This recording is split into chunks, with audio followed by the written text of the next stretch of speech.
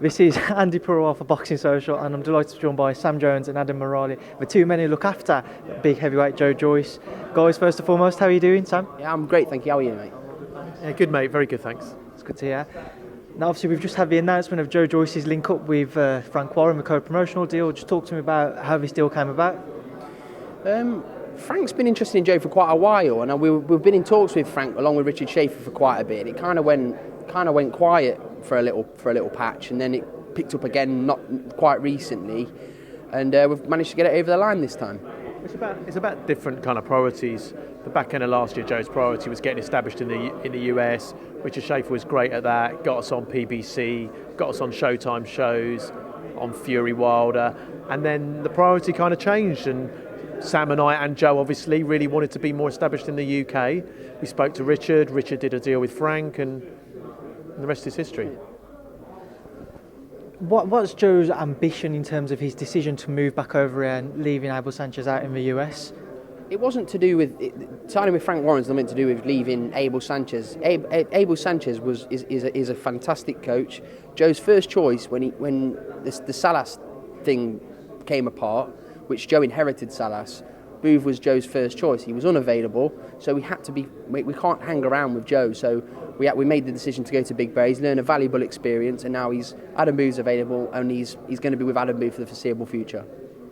Is there that worry, guys, that people are just starting to see Joe move from one train to the other? That might be something that people continue to think. Explained, Booth was Joe's first choice, but he was unavailable at the time. Adam Booth wouldn't have took Joe if he said, "Oh, Adam, will you just train Joe?" He knew this because I was texting him like trying to get a girl, and they're saying, "I'm busy, I'm washing my hair." That was Adam Booth. We've got our man, and he loves working with Joe, and he sees some serious potential in Joe. Yeah, I mean, Sam was relentless in pursuing Adam, but look, you've got to, as Sam says, you've got to look back at the different trainers. You had Salas. Joe loves Salas, but Salas went on kind of early retirement. Then Sanchez. The only real move he's made is Sanchez to Booth, and that's a specific move. Booth was always his first choice, and Booth's a different kind of coach, and we think that he will progress better with Booth than with Salas. What you said before, he's moved 3 times. Does that give rise to something? Yeah, I can see how people might think that, but you're only going to be able to judge whether that was the right decision at the end, not now. Now, talks about opponents. Obviously, May 18th is his first fight with Frank. Yeah. What are you guys looking at lining up for, Joe? He's having a run out on May the 18th. It'll be a run out against a credible enough opponent. Look at Joe's list of opponents. Apart from, was it Ivaka Bakarin, the rest have all got winning records. Bakarin had a winning record. Yeah, Bakarin had a winning record. So it'll be somebody that's coming to win. And then after that, we've got a massive fight lined up in July, which I'm not going to tell you who it is. Now, you mentioned July. Firstly, I want to start off with Daniel Dubois. The British Boxing Board of Control released this circular yesterday saying that a fight had been agreed. It was just down to when Frank wanted to put it on. What is the latest that you guys understand about it all? He's an option. Adam was saying more, but he's an option. Look, Daniel's got a fight coming up hopefully Saturday. Joe's got a fight May the 18th. There are lots of options for Joe, and one of them is Daniel Dubois. We want Joe to have the big fights. We want him to fight Dubois, Ortiz, Joshua, Fury. We want to do that. So Joe really wants that fight. We want that fight for Joe. Ultimately, now Frank Warren controls both. So that's why this fight is so possible to make it happen. But yeah, keep it tuned. Obviously, it would be for a British title if it was to happen. Is that something Joe would like to win? Is it something that he's got his always set on before moving past? Or ideally, Joe wanted to fight for the British title a lot sooner than this. Like Joe was said we were going to fight Hughie Fury. Hughie vacated because Hughie believed he was at a different kind of level. He'd just come off a Pulev loss. So it's a similar situation with Joe. Like, Dubois is a great option. It's a great option. It'll be a main event. It's definitely an O2 kind of fight. Lots of excitement but in that fight. Joe's also got mandatory for the European title. He's mandatory for the WBA regular. Joe's got many options.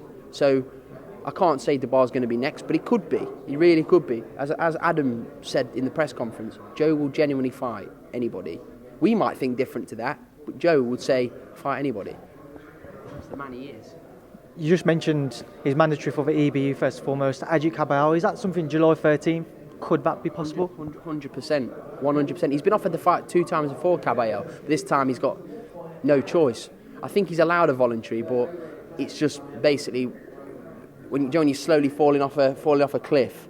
That's what it is. You're eventually going to fall off the cliff. He's got to fight Joe. It comes down to risk reward. It comes down to money, and Caballero will no doubt want a princely sum. Apparently, Char wanted millions of pounds for his WBA regular.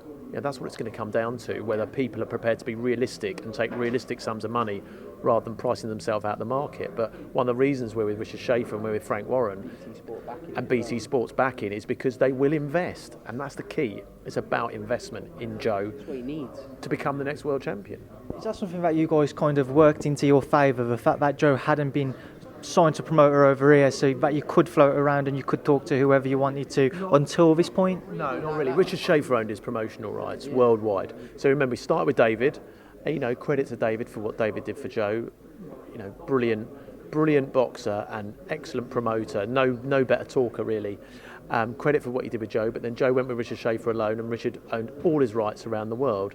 And so yes, Sam and I did talk to Richard about the UK and the UK option, and Richard agreed with us that the best option in the UK was Frank Warren. Joe's got a unique opportunity now because, as I say, Tyson Fury's not going to be fighting in the UK possibly again. We just don't know that.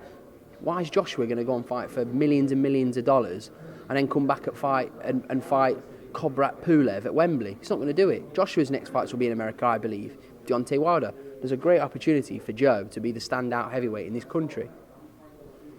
Coming on to that world title scene, how do you engineer Joe into the position to fight for one of the super titles, as it were? Yeah. It's Frank. We speak with Frank Warren. That's what we've moved here for. Frank's got to deliver us the big nights. Promoters all about relationships with TV channels, relationships with governing bodies. Frank's got great relationships with governing bodies. He's got Tyson Fury. That one might become loose. We've got Richard Schaefer, PBC, Deontay Wilder. Yes, the Joshua fight does become more difficult. It's not impossible, but yeah, you're looking at Wilder, Fury, one of those two. That's something I was going to ask, because all of the heavyweights, the top three heavyweights who are considered to be the top three at least, in Deontay, AJ and Tyson, all signed to 3 different TV networks, etc. Is that going to be the stumbling block in trying to break that down? Obviously not Tyson, but I mean in Deontay and AJ. It's not great, the fact that everyone's on different TV platforms, but look, if Manny Pacquiao can fight Floyd Mayweather after all those years, when Al Heyman and Bob Arum, you've seen how they think of each other. It's not great, but they work together to make the biggest fights. So the fights can happen and should happen, but I don't see them happening any time in the near future, unless it's Wilder wants 50-50, Tyson Fury wants 50-50, Joshua wants the bigger slice of the pie, and to his credit, probably rightfully so, but he's not going to get the fights. It should just be 50-50. All the champions fight each other. Tyson being the lineal champion, 50-50, all the fights happen. Yeah, look, I agree. I think that a lot is made of different TV networks and different promoters, but ultimately boxing's a sport where absolutely anything can happen. And if these people want to get it on, they can get it on. I think Joe's in a good position, actually, because we have an alliance with Richard Schaefer and PBC and Al Heyman. We have an alliance, very strong alliance with Frank Warren, Tyson Fury. So I think Joe, out of anyone, is in probably the best position to be able to fight either of those two. Would Frank do a deal with Eddie for anti-Joshua? Of course he would. But where we're really strongest is with Wilder and with Fury. But to touch on AJ, obviously on the back of the Jarrell Miller news, first and foremost, when you guys heard about what Jarrell Miller had failed his tests for 3 different tests for EPO, HGH, and Endurable, what were your reactions to it? He's an idiot. He's just an idiot, isn't he? And do you know what's worse? I know Jarrell Miller. He's actually a very nice man, but he's made the worst decision possible there. But look, you can't ban him for life, can you? Because you've got many cheats that are convicted cheats that are leading sport. Canelo, I mean, contaminated meat. He's a convicted cheat, isn't he? He got banned for cheating. That's what it is, isn't it? Cheating. So you can't give a 6 month. I know it's probably a different type of drug, but it's still cheating. You're still a convicted cheat. Yeah, but boxing has a very different attitude to doping than a lot of other sports. They should have the worst. But I know, because you can die from it. But in in boxing. You know, Canelo is just one of a long list of examples of people who have failed drug tests, and kind of people forget about it. You know, Canelo doesn't really. I mean, to some hardcore boxing fans, he does carry that cheat tag around. But DAZN paid $75 million for him. You know, when so you're basically condoning it in a certain way. When Lance Armstrong came out as being every brand dropped him, he lost every deal. Yeah. You know, it doesn't really happen in many other sports. A different attitude that's just arisen in boxing. I think why did Miller do it? Because he thought he could get away with it. That's why he did it. He wanted to be bigger for the fight. He thought he'd get away with it. And the truth is, there are loads of fights that have happened in the past where lots of people have gotten away with it. And he probably got his cycles wrong. That's probably what happened. Won't let Joe fight anyone without submitting to a drug test. It's not happening. Look at Povetkin. The Povetkins, he's failed a test. Luis Ortiz failed a test. Look how many people are taking. They're talking about, we don't want to take a drug. Eddie Hearn's just offered $7 million to Luis Ortiz. It's a drug cheat. That's something I was going to come on to. I saw your tweet where you said that you feel that the people who are turning down the fight, they may well have got their cycles mixed up and they might get caught out if it was to take a random drugs test. But why are they turning down the fights? Would you turn down a fight for £7 million? I'd fight anyone. I wouldn't turn down a fight for a 10 grand, never mind 7 million. £7 million, I'd fight Anthony Joshua. I'm serious. So why these men who, like in the state of the heavyweight division's in at the moment, you don't know when you're going to get the opportunity, because look at the fights that are happening. You just don't know when you're going to. Luis Ortiz is mid-40s and he's turning down $7 million to fight for 3 world titles and $7 million. Where's he earning that from? He's not going to get it for Wilder. He's already been chinned by him. It's absolutely insane. And all we did was say, Joe will fight him. Clean athlete will fight him. Olympic silver medalist, not credible. Andy Ruiz is credible. Yeah, but the truth is, and it's not that Joe's not credible, it's that Joe poses too much of a risk. But that's what we were told. He's not credible. It's not that Anthony Joshua thinks he's going to lose to Joe. He won't think he's going to beat Joe. But it's going to be closer. That's why he's not taking it. Simple as that. What was the discussion like when you spoke with Matchroom? What exactly did they say? There wasn't a discussion. We just simply said, Joe is available to fight June the 1st for 3 world titles. That's all we said. We didn't ask about money. We just said, Joe's available to fight. And Joe's not in the discussion. But you look at Ruiz, no disrespect, but his career biggest win, Joe Hanks. Joe did him in a round. Michael Hunter, career biggest win, Martin Bacoli. It's a fact. And then you've got Trevor Bryan, who genuinely nobody has ever heard of. Have you heard of Trevor Bryan? No. Exactly. No. But okay, but that's what I'm saying. But nobody has heard of these people.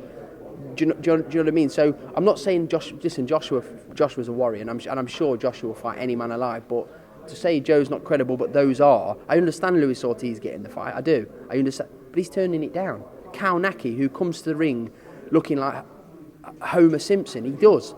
He comes to the ring looking like Homer Simpson, and he's saying he's not in condition to fight. What is happening? What is happening? What do you mean? What do you mean you're not in condition to fight? You're never in condition to fight. These people are turning down the fights. Pulev's got some sexual allegation going on, which is fair enough, but what's going on? We're just saying we have a clean athlete, 6'6", undefeated heavyweight, Olympic silver medalist, ready to fight. That's all we said. We never said he deserved the fight, we just said he's free to fight. I think it's a problem. I think fighting Ruiz, how it looks, is a problem for them. Putting Ruiz next to Joshua on the poster for Madison Square Garden, DAZN, I don't think they'll go with him in the end. I'm Jarrell Miller, and Dubois was the first thing that he taken. Obviously, it's an endurance drug. Are you guys surprised that maybe he didn't get found out for something like that sooner? When you watch his style, he's a come forward fighter, likes to be a pressure fighter.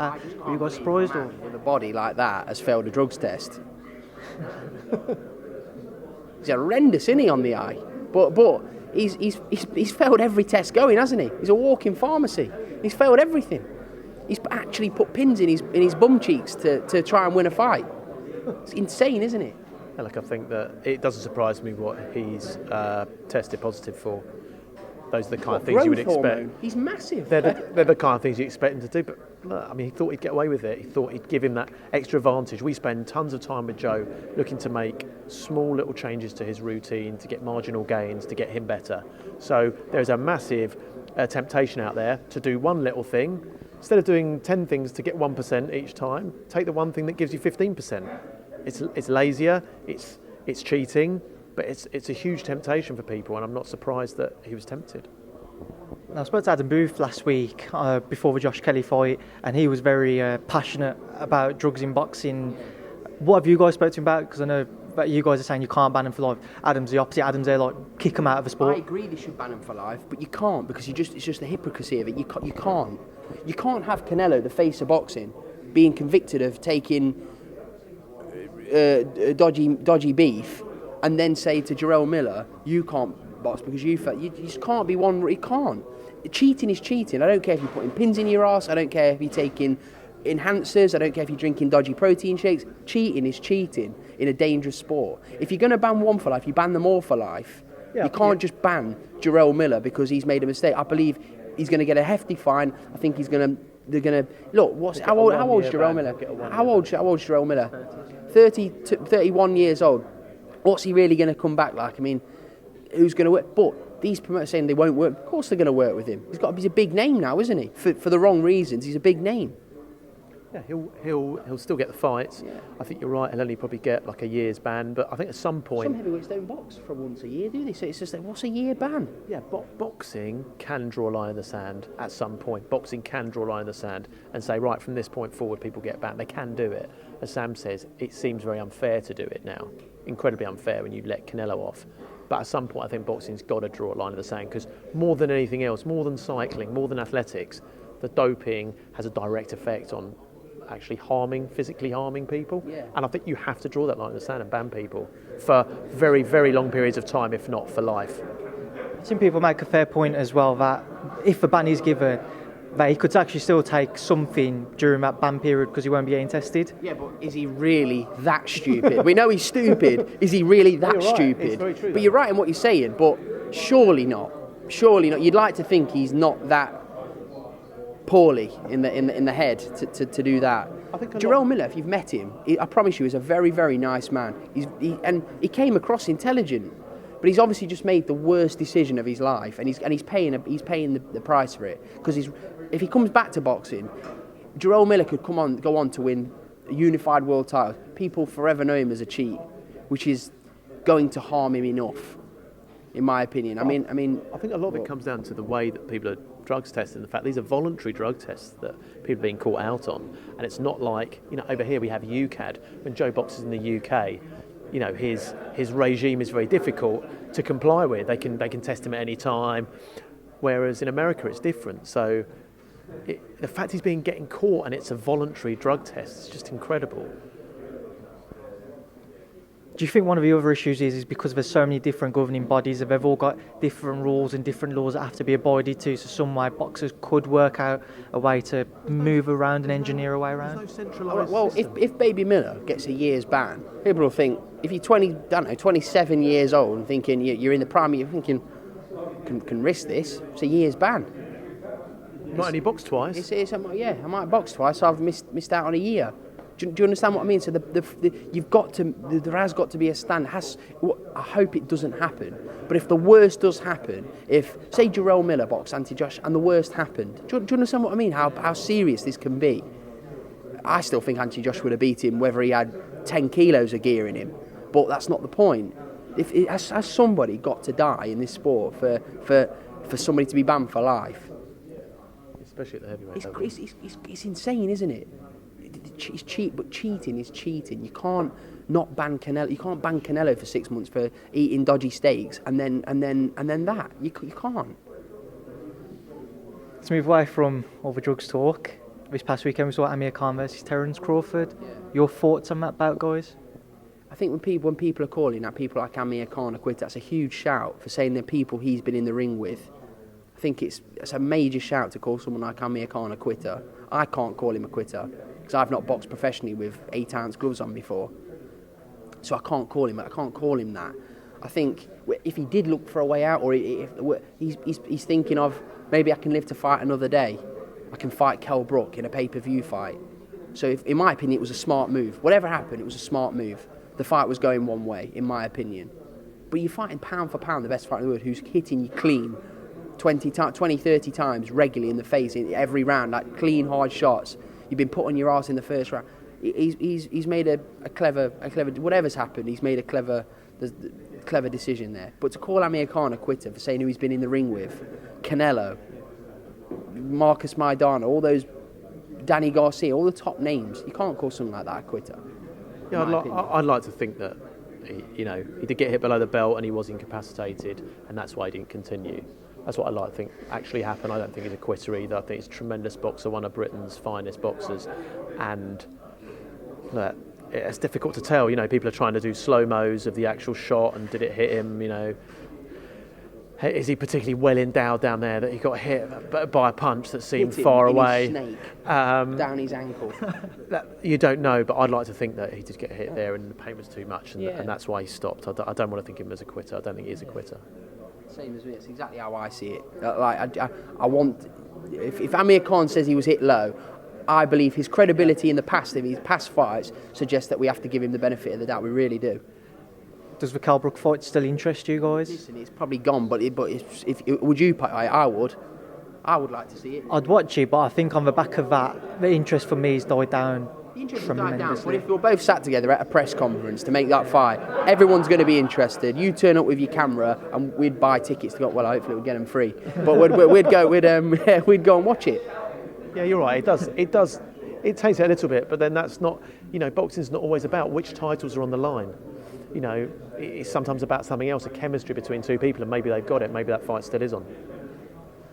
Your thoughts also on who you guys consider the pound for pound number one? People are saying it's either Lomachenko or Crawford. Is it one of those two, or is there somebody else in the names? Obviously, we mentioned Canelo earlier on in this interview, or could you not? I have Spence and Crawford on the exact same level, so they're a joint. Whatever position they are in, it's a joint. But I refuse to call Canelo a pound for pound best, because he's been done for cheating. So I would have to say Lomachenko. I'd probably say Lomachenko or Joyce. Joyce, obviously. I saw Lomachenko box in LA because Guido was on the same card as him, and he was significantly different to how he was against Pedraza. So I think he's recovered from his injury, and I think he does look the best pound for pound boxer at the moment. He looks like he's on a completely different level. To someone like Anthony Crolla, who's an incredible British boxer, and I think even Crolla turned around and said, how'd you beat him? How'd you beat that? It's almost impossible. So I think it probably is Lomachenko. There's some great up and coming people though. Sam is a particular fan of Teofimo Lopez. He. If there's a man out there, people are going to think I'm crazy for saying this, but if there's a man out there to do Lomachenko, he's the man. Finally, I forgot to ask you guys, when we was talking about Abel, he's split with Gennady Golovkin. We saw this morning, late last night, obviously over in the States. What are your thoughts on that? I can't say I saw it coming, but I kind of sensed something was happening, because he'd not been training, and they've been together a long time, and he's just signed a massive deal. And sometimes I can't call Golovkin. I've known Golovkin. He's one of the nicest men you will ever meet, isn't he, Adam? One of the nicest men. Guy. But you just don't know, do you? Was Abel's percentage of whatever he was taking has gone up massively. Do you understand what I mean? Because Golovkin's just signed a $100 million deal. Does Golovkin want to give away that? You just don't know what's going on. But it's ended horribly for the way how they were together, father and son kind of relationship. But it's an ugly business sometimes. I thought that, what Abel said, or what he's alleged to have said, was incredibly candid.